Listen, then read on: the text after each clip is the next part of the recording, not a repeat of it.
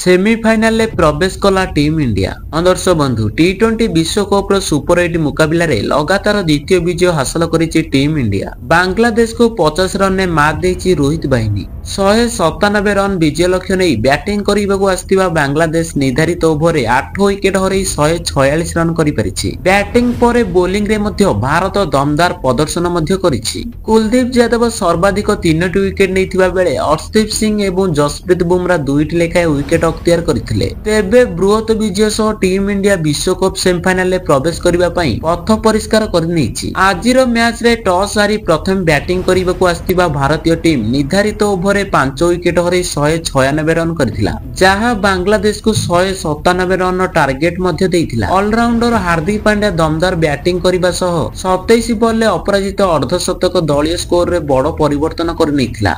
हार्दिक अपराजित 50 रन समेत रोहित शर्मा 23, विराट कोहली 37 एवं ऋषभ पंत 36, सूर्य कुमार यादव 6 एवं शिवम दुबे 34 रन करबा बेले अक्षर पटेल 2 रन बल रे टीम इंडिया बड़ स्कोर करथिला।